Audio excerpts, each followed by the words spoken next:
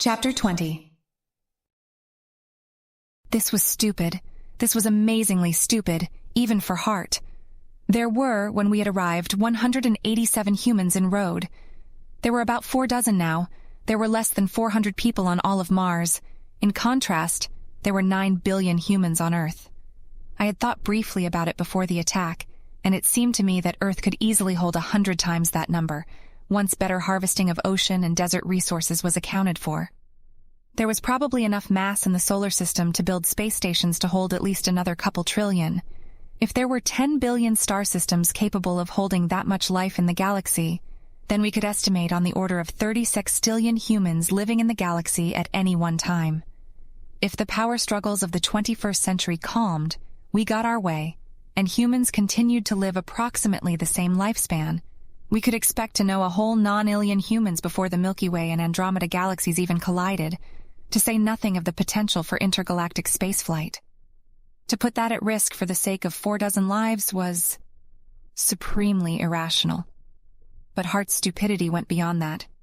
Hart was strong, having managed our social standing in my absence for so long, but she was not so strong as to be able to dictate all of Body's actions for as long as she would have needed to save the humans. We, who had glimpsed the future, would have stopped her. Once we'd gotten the sensor network and the mainframe back online, it was clear that Rodriguez Station was doomed. There was no more oxygen in the station. The aliens outnumbered the humans now, and even if they hadn't, there was little hope of resistance. We had distracted them for a while, but it was only a matter of time. Only a third of our initial robots were still operating normally. The scouts we set to the surface showed a xenoship hovering above the station. Hovering. Phase physics had been momentarily swallowed in confusion there, trying to calculate the necessary energy expenditure. Even Wiki was at a loss as to how exactly that was possible, given what we knew about the mass of the nameless ships.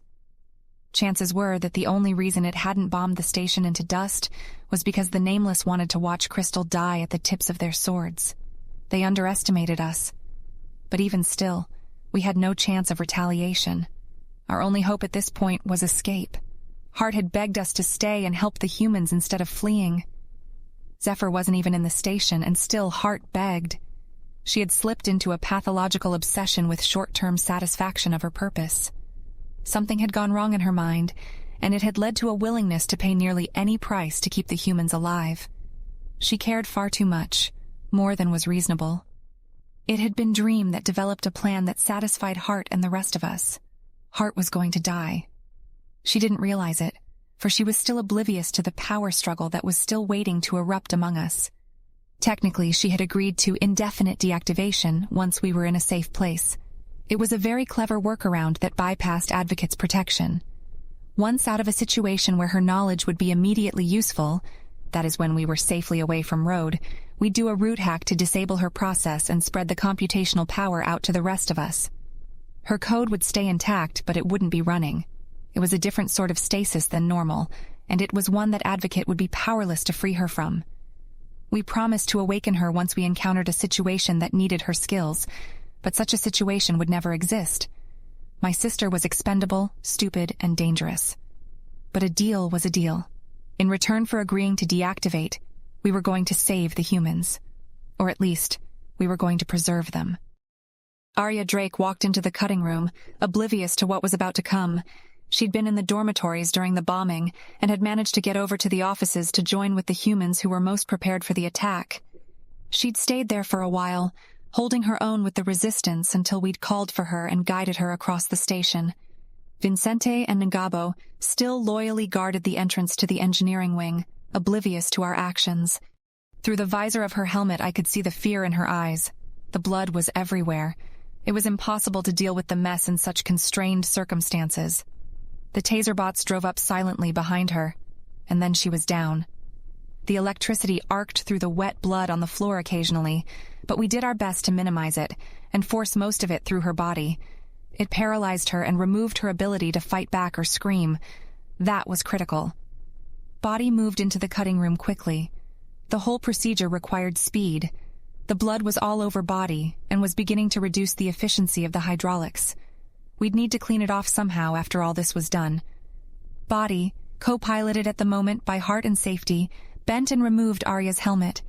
and I watched her eyes go wide as the air fled her lungs, never to return. It was important to get the angle of the cut right. A bad swing could result in an incomplete decapitation. That, in turn, would cost more time, and there was no extra time. The pistons fired, pushing the sword we had taken from the first walker we had killed down through the woman's neck. Blood sprayed from her jugular, but the cut was clean. Body dropped the sword and picked up Arya now that she'd been removed from her torso. Time spent was literally vital now. Body ran into the lab, letting the blood drain from the stump of Arya's neck. A carefully calculated throw sent Arya face first into a metal pan we'd set up above the tank. The impact might have broken her nose, but importantly it wouldn't do much to her brain, and the 4 seconds it saved was worth it. Arya tumbled into the chemical bath while Body ran to the workbench where the proteins were being synthesized. Or rather, where the proteins had synthesized. We'd timed out the entire process down to the second. Body grabbed the jug of liquid from the bench and ran over to where Arya floated in the tank. The initial chemical bath was a highly oxygenated cocktail, saturated with various hormones designed to keep Arya alive a bit longer, while also increasing the permeability of the endothelial cells that wrapped the brain and flushing out the last of her blood. I knew next to nothing about sonic chemistry. This process was too complex for me to have more than a cursory understanding, but apparently it was a pet project of Wiki's back in the university. He'd worked out the details shortly after we'd arrived thanks to the detailed medical database Dr. Davis had set up. Body poured the fresh proteins into the solution, turning the reddish-yellow solution a deeper brown, then folded the lid down onto the tank as we grabbed Arya with the mechanical arm on the underside of the lid. Another mental command was given, and the tank began to vibrate rapidly, mixing the solution. This was the hardest part. The arm on the inside of the tank wasn't particularly flexible, and our only eyes were cameras positioned outside the tank. We needed to reposition Arya for the third stage while the tank was vibrating. Our arm twisted gently, releasing the woman's curly hair and pushing her head up and down to try and rotate it into position. Thankfully, the repositioning didn't have to be done particularly quickly. The oxygen in the tank would keep Arya alive for a short while, letting the enzymes find their way into the neuron cytosol. Arya wasn't conscious, of course. Being decapitated had a tendency to put humans into severe shock, and the hypoxia and pain knocked them out every time. It was something of an open question in my mind whether a human head could be consciously sustained with an artificial supply of glucose and oxygen. I'd never heard of such a thing, but that hardly made it impossible. Our chemical bath was not designed to sustain the cells over long periods, however. The question remained open. Arya's head was in position and the saturation of the enzymes was at a satisfactory level. We activated the speakers, sending waves of sound into the tank. It was a piercing sort of noise, half ultrasound, half screeching. At the volume we were using, it was remarkable that Vincente and Ngabo couldn't hear, but the high-frequency sounds were characteristically absorbed by the layers of metal or rock between them and Arya. While we manipulated Arya's head, Body had returned to the cutting room to dispose of her body. The biolabs were our chosen body disposal site, and Body dragged the corpse there by way of the chem lab, making the bloody smear on the floor a bit brighter, at least until the blood dried again. The sound waves changed pitch, and we activated the heating element on the bottom of the tank, inducing another stable equilibrium in the protein structure. Wiki had described this stage as the epoxidation step. The proteins which had entered the brain cells as smooth strands unfolded atomic hooks, which anchored them to the cells and to each other, gluing everything into one big, solid chunk.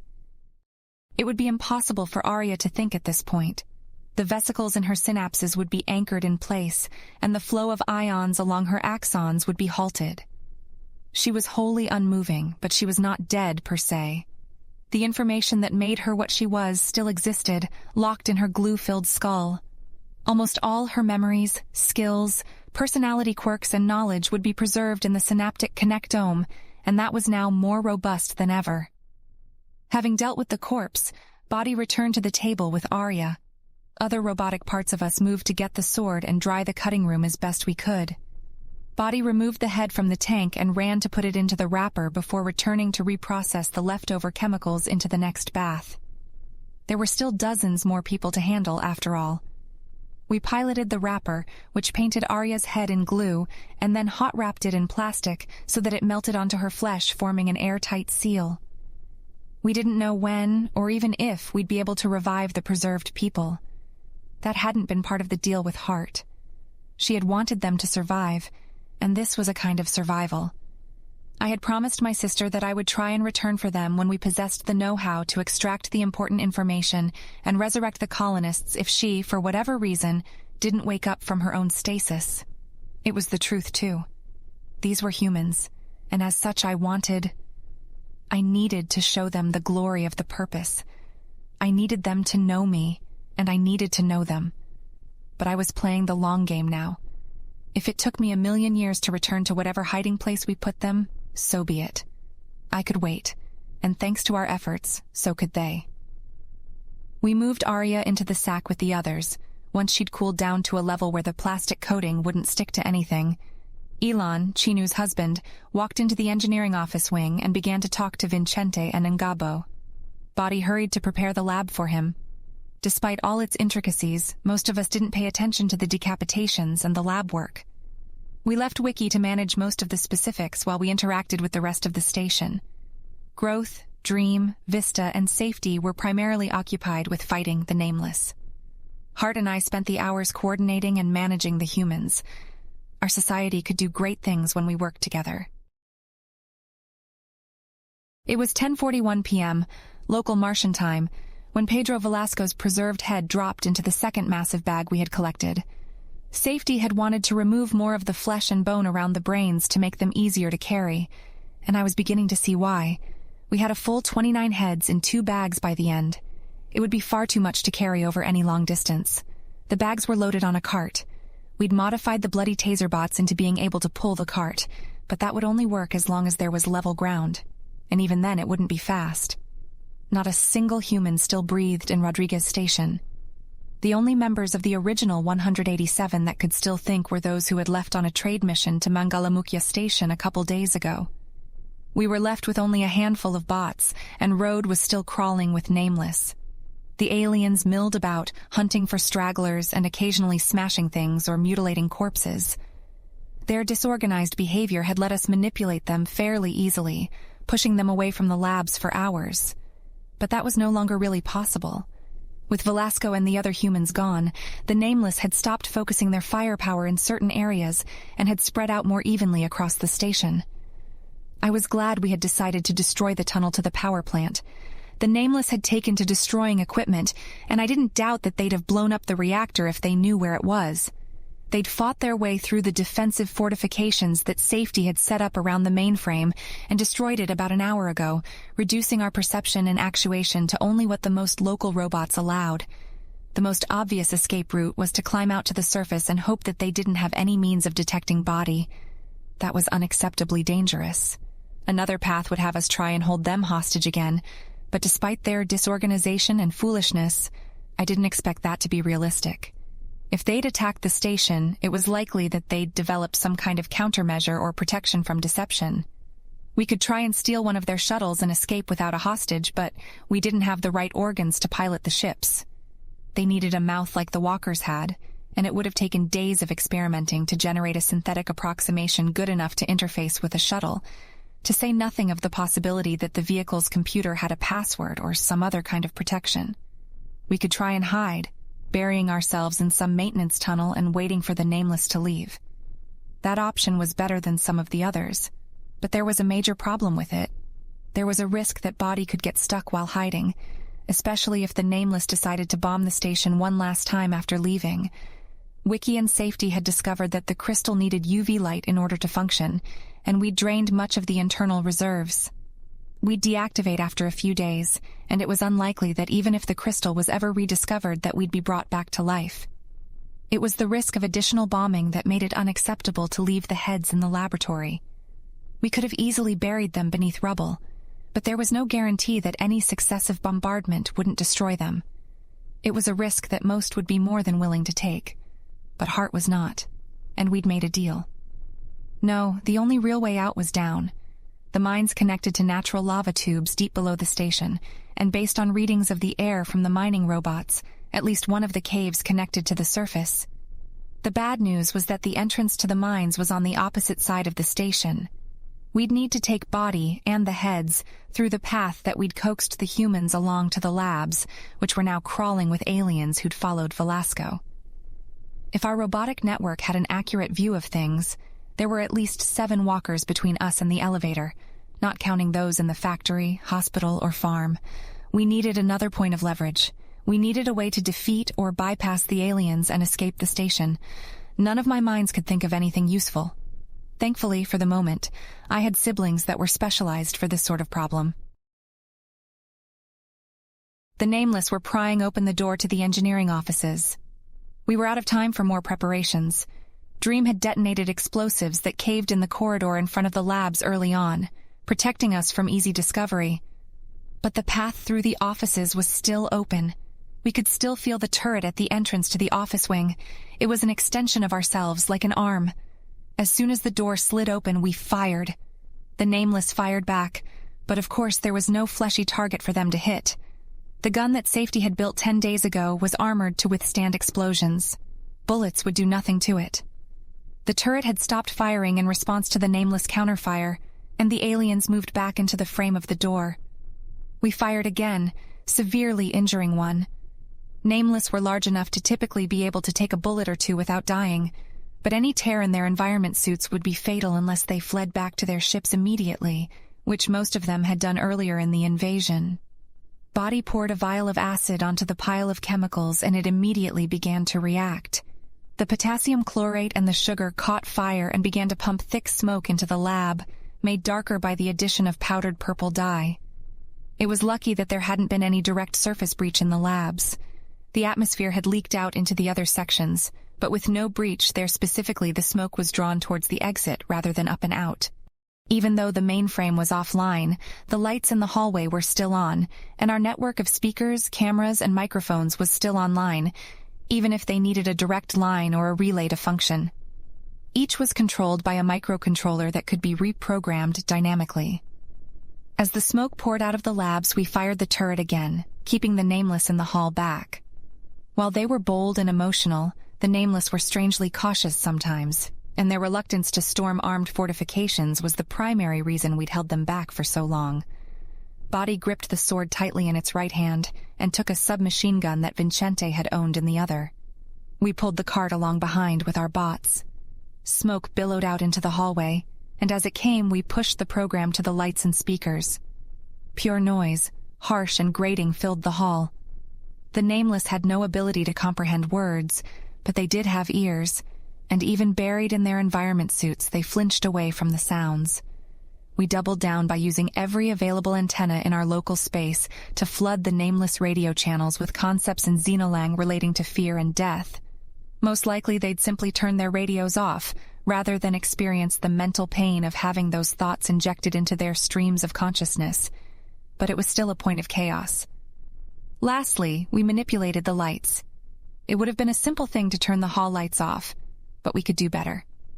They strobed at a frequency of approximately 2 Hz, but with enough randomness to avoid being predictable. The lights atop the Nameless penis sheaths would still be there, but the point was to disrupt and distract more than to conceal. That was what the smoke was for. Body dropped low to the ground as it approached the junction of the engineering office wing and the central corridor. While it had a humanoid shape, Body couldn't get sore from moving in a non-standard position. It put additional pressure on the joints, but Safety predicted they could take it. Body scuttled, almost crab-like, across the floor, sword in one hand and gun in the other. Our motion was inhuman but effectively fast for being prone. Into the corridor it crawled. There were legs. The smoke wasn't as thick near the floor. The Nameless shuffled around uncomfortably, paralyzed by the noise, radio, light, and smoke. Safety was in full control of Body by now. He knew combat better than any of us, most likely. Body rolled over onto its back, a noise muffled by the screeching of the speakers, and fired the machine gun up and into where one of the Nameless must have stood, based on the legs. Other gunfire roared in the hallway, but none of it hit Body. Our target fell, and Body rolled forward and onto the larger creature, thrusting with the sword again and again. Despite all the cutting of necks we'd done before, the Nameless sword had kept its edge. It was finely made, and pierced the alien suit easily. The Nameless thrashed, knocking Body backwards and away, and we only barely kept it from losing its grip of the sword and gun. Another burst of gunfire, and 3 bullets impacted Body. That hadn't been anticipated. Safety had promised the aliens would be too disoriented to fight back. The vibration of the impacts could be felt, but nothing felt damaged. They'd ricocheted off. The fight wasn't resolving as easily as we had planned, but still, we let Safety have control. Vista added her understanding of Body's position, but let him handle all commands. He was still the most competent, even if he wasn't earning any gratitude at the moment. Body scrambled back into the office wing, still staying low to the floor. The smoke was thicker inside. We moved close enough to the turret to connect with it, despite the radio jamming, and fired another warning barrage of bullets. We were just as blind as the Nameless, but hopefully they'd retreat because of it. We came within wireless range of the bots pulling the cart, and Safety directed them to move behind us. It took some work, but we got the heads to the corridor. Thick purple smoke was everywhere. The chemical mixture we'd used was more effective than I'd predicted. We navigated based on Vista's maps more than off of any sensor readings. No living Nameless could be seen, but that didn't mean they weren't still around. Still, if they couldn't see or hear, they'd risk shooting each other if they fired in this chaos. That was our primary advantage. While the corridor was fairly wide, the corpse of the Nameless made driving the cart past more of an ordeal than we were prepared for. The blood of the Nameless was red, and appeared remarkably similar to that of humans and other Earth vertebrates. I had seen their blood before, but it caught my attention then for a reason that was unknown to me. Strange, for something so different than a human to have that in common. We put down the sword and took the bags from the cart. A burst of gunfire could be heard down the hall, followed by an explosion. That was good. It meant the Nameless likely had no idea where we were. One hand pulled a bag of heads normally, while the mouth of the other bag was pinched between Body's hand and the grip of the machine gun. Carefully and cautiously we climbed over the corpse and dragged the bags down the hall. A door to our right was open. The factory. We could make out the trunk-like legs of a Nameless only centimeters away. It wasn't moving, and so we crawled forward, relying on the smoke and noise to hide us. More gunfire as we passed the refinery. It was back towards the labs. The smoke had thinned significantly as we moved away from the source. It was being pulled through the station towards the surface, and the largest breach was in the farm. Our robots were gone, and there was no real way to recover them without the mainframe. The sensors in our immediate vicinity held traces of the Nameless locations, stored from the last sensor readings, but nothing concrete enough to use. Still forward, Body crawled, more slowly than it had when it still had the nearby noise to muffle it. We contemplated telling the speakers we'd installed in this section of the station to blast noise, but had decided it would be worse to attract attention to this area. It was likely that the Nameless didn't know where we were, and we didn't want to change that. Unfortunately, as we passed the power plant, we ceased to have a choice. A walker rounded the bend in the hall unexpectedly. Body fired before my active face realized it was the right thing to do. Safety had been waiting for it. The bags had left our grip, and Body lay against the metal flooring, muzzle flashes obscuring our vision along with the small amount of smoke that had made it this far. Still, we could see the pair of animals jerk back wildly as the bullets tore through their suit. Only 8 bullets remain in the gun. If we remain in this section, we risk being pinned down and overpowered, thought Safety. We should run, suggested Dream, not bothering with any obnoxious secondary meaning. Agreed, but bring the humans, demanded Hart. Body got to its feet and tried to run. The bags of heads made it more or less impossible, but we were moving faster now. It was only a short ways to the mines. 2 walkers appeared in front of Body. Safety released the bags and raised the machine gun up to fire, but the Nameless were faster. Bullets impacted Body's head, knocking it backwards and sending us off balance. All but one of our cameras was destroyed, and I suspected we'd lost control over our facial actuators. Ironically, getting shot in the head saved us. We didn't need Body's head except for the cameras. Our brain was in our torso, and thankfully covered in carbon armor stronger than steel. The second Nameless carried a rocket launcher more typical of the Nameless, and if Body had not been knocked backwards by the bullets, the rocket would have impacted directly on Body, perhaps even destroying the crystal. It hadn't been worth it to stay for the humans, even if it meant Hart would die. Heart was never the primary threat. We should have fled directly to the mines the moment we'd reconnected with the sensor net and seen the extent of the damage. Body tucked and curled. The spatial orientation code that Dr. Slavinsky had written was top-notch, and our accelerometers were undamaged. Even before we hit the ground, we were firing our last 8 bullets. We ran out of ammunition as the rocket exploded behind Body, thankfully far enough away to not do much. The atmosphere was thin enough that the shockwaves and heat were negligible. Even the humans, I suspected, would be unharmed. Without even reorienting, Safety pushed Body into a series of positions that I recognized as relating to some martial art or another, and charged down the hallway towards the aliens. Our one remaining camera was damaged, I could see now. The lens was cracked, giving a distorted view of the world. Safety didn't bother with the walker we'd shot. He directed Body up onto the wall, having it kick off it in the half-gravity, and throwing itself directly onto the Nameless holding the bazooka. Hydraulic fists shot forward into the lenses of its eyes. A brutally powerful Nameless limb hit Body, but did nothing. We pulled arms backwards, snapping them. The chaos lasted exactly 18 seconds. Fists were driven again and again into areas which Safety suspected were weak spots. The pressure vented the suit explosively as we ripped at it, and it wasn't until the Nameless stopped thrashing that Body pushed off it. There was no time to reorient or check for others. Body ran back down the corridor to get the heads. It hadn't, in retrospect, been worth it to stay for them in the first place, but it was worth it now. We were so close. Moving with only one damaged camera was almost as bad as having lost the sensor network for the station. Vista still had her map, however, and we oriented around that. We knew every millimeter of the station, in theory, anyway. The only difficulty was in locating Body within it. More gunfire.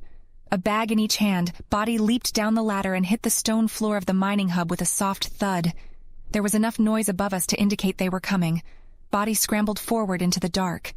Vista knew every millimeter of the mines, thanks to the mining robots, and we needed no camera here. The Nameless walkers came after us, but it was too late. Body was small enough to crawl into a mine shaft, pulling one bag with a foot, and rolling the other one forward in front of it. The bulky aliens couldn't follow. None of them would risk the confined space, and they had brought no robots capable of the task. They fired down the mine shafts, but not before we'd made it safely deeper into the mine. It was inky black within, and with the others controlling things, my minds were left trying to figure out the best way to maximize the purpose given the circumstances.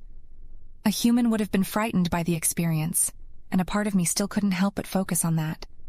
The shafts were tight, Body was damaged, and we had no allies here. Circular in shape, the mine shaft tubes narrowed to less than a meter in many places. Safety petitioned several times to leave the heads behind, but minute by minute, hour by hour, Body wormed its way into the stone. 136 minutes after getting shot in the head, the stone vibrated around Body so forcefully that we knew the second bombing had started. The tunnels were strong, however, and we did not die. There was still hope.